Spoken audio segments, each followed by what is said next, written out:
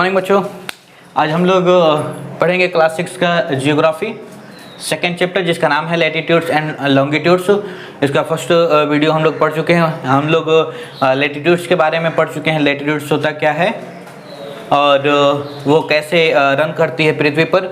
Latitude और longitude जो है वो इमेजिनरी लाइंस हैं जो पृथ्वी पर रन करती हैं, एक वर्टिकली और दूसरी जो होती है हॉरिजेंटली। यानी कि जो लैटिट्यूड्स होती हैं वो हॉरिजेंटली पृथ्वी पर रन करती हैं, एक दूसरे के पैरेलल होती है, समानांतर होती हैं, ठीक है। और ये सब के सब लैटिट्यूड्स लाइन जो होती हैं वो 360 डिग्री का एंगल बनाती हैं, यानी कि 360 डिग्री का एंगल बनाती हैं। जबकि जो लॉन्गिट्यूड्स होती हैं वो वर्टिकली होती हैं और वो एक 180 डिग्री का एंगल बनाती हैं, ठीक है। तो हमें आज पढ़ना है लॉन्गिट्यूड्स के बारे में। हम पिछले दिन पढ़े थे लैटिट्यूड्स के बारे में। तो आपको बता दें कि हमारी जो पृथ्वी है सर्कुलर और बीच से जो इक्वाटर गुजरा है, जिस तरीके से इक्वाटर हमारी पृथ्वी को नॉर्थन हेमिस्फीयर और साउथर्न हेमिस्फीयर में डिवाइड करता है, ठीक उसी तरीके से एक मुख्य रेखा जो है जो पृथ्वी को ठीक वर्टिकली दो भागों में डिवाइड करती है, इसे हम लोग कहते हैं प्राइम मेरिडियम।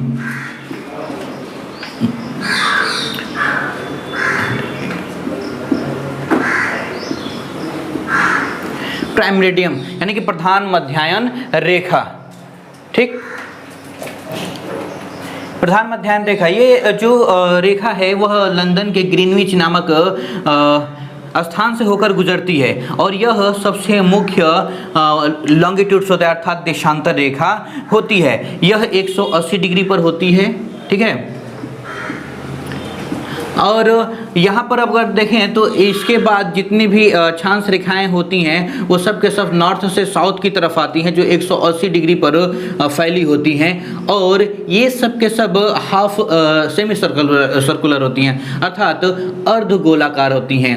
देखिए यही फ़र्क होता है लैटिट्यूड्स और लॉन्गिट्यूड्स में। लैटिट्यूड्स जो होते हैं वो सर्कुलर होती हैं, अर्थात गोल होती हैं, पूरा 360 डिग्री का एंगल बनाती हैं। जबकि लॉन्गिट्यूड्स जो होती हैं वो सेमी सर्कुलर होती हैं, अर्धगोलाकार होती हैं, वो केवल 180 डिग्री का ही एंगल बनाती हैं, ठीक है। ये पहला हो गया हमारा लैटिट्यूड्स, यानी कि ऊपर से अर्थात नॉर्थ से साउथ की तरफ लाइनें जो आती हैं उन्हें हम लोग लॉन्गिट्यूड्स कहते हैं, जो 180 डिग्री पर स्थित होती हैं।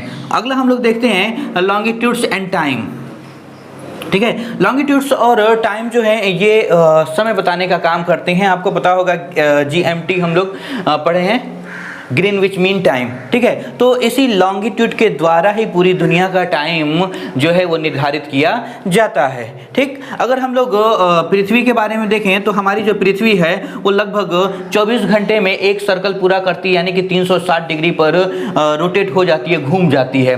जिसमें जो हमारी पृथ्वी है वो 1 घंटे में 15 डिग्री घूमती है और 4 मिनट में 1 डिग्री अपने जगह से घूम जाती है। इस तरीके से वो 24 घंटे में 360 डिग्री का सर्कल पूरा करती है और एक दिन और रात गुजरता है, ठीक। तो ये जब दिन और रात गुजरता है, अर्थात तो जब ये पृथ्वी रोटेट करती है तो इसके रोटेशन से ही अलग अलग जगहों पर दिन और रात की प्रक्रिया होती है, ठीक है। और इस पर जो मेन लाइन है जो लॉन्गिट्यूड अर्थात प्राइम मेरिडियम, यह टाइम को डिफाइन करने का काम करता है। इसे हम लोग कहते हैं GMT अर्थात ग्रीनविच मीन टाइम, ठीक है। इसी के द्वारा पृथ्वी के हर जगह पर टाइम को निर्धारित किया जाता है।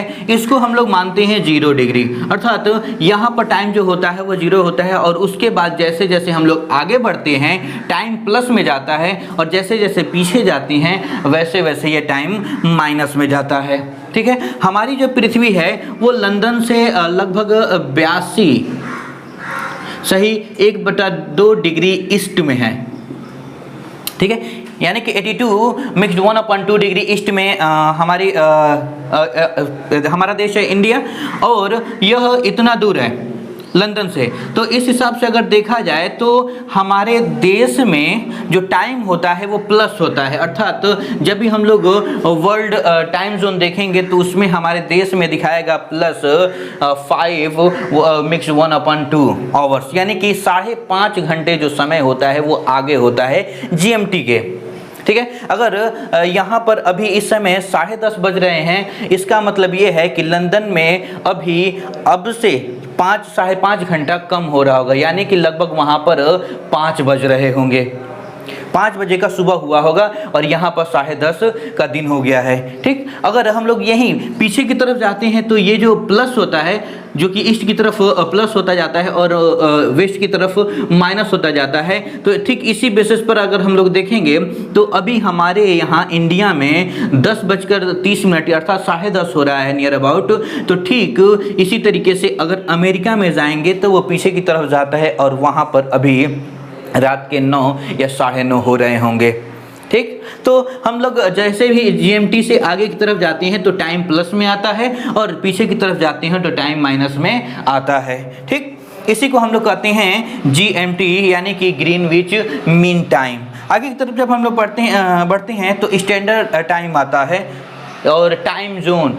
आपको मालूम होना चाहिए कि हर देश का अपना एक टाइम जोन होता है जिसके अंतर्गत वो अपने टाइम को निर्धारित करने का काम करता है। जैसे कि भारत में जो टाइम जोन है जी, अर्थात तो जो रेखा है वो गुजरती है हमारे देश में एक उत्तर प्रदेश में शहर है इलाहाबाद का मिर्ज़ापुर नामक जगह से होकर गुजरती है और वहाँ पर उसका स्थिति है 82.5 डिग्री ईस्ट में, यानी कि 82.5 डिग्री ईस्ट में स्थित है। और वहाँ पर GMT से देखा जाए तो यह लगभग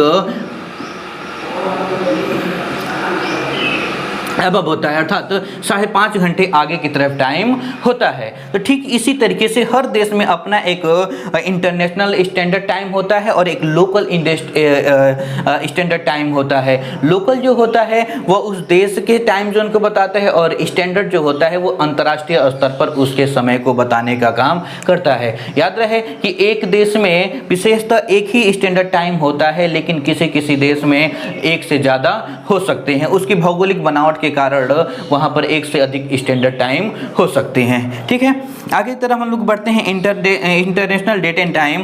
तो अब इंटरनेशनल डेट एंड टाइम जो होता है वो भी लॉन्गिट्यूड पर ही निर्भर करता है। यदि अगर हम लोग देखें तो आगे की तरफ जो समय होता है वो प्लस में जाता है, बढ़ता है और पीछे की तरफ घटता है। यदि हम आज का जो तारीख है 22 जून, तो यदि हम लोग यात्रा करते हैं आगे की तरफ और पूरा का पूरा सर्कल पूरा करके यहाँ पर जाते हैं तो हम लोग यहाँ पर 23 जून पर पहुँचेंगे।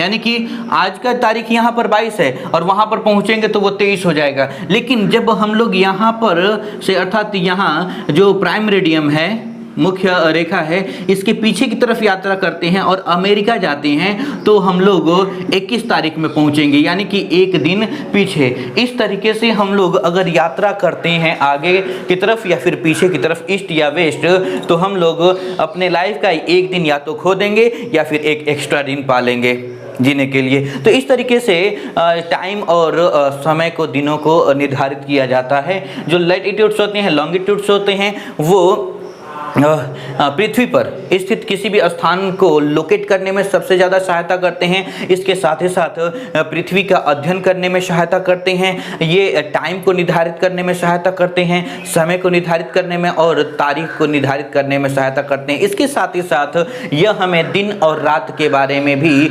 सही समझने में सहायता करते हैं। ठीक है, इस तरीके से यह हमारा लेसन खत्म होता है। इसमें जितने भी क्वेश्चंस आपको नहीं समझ में आ रहे होंगे, जितने भी पॉइंट्स आपको समझ में नहीं आ रहे होंगे, आप हमसे पूछ सकते हैं। धन्यवाद।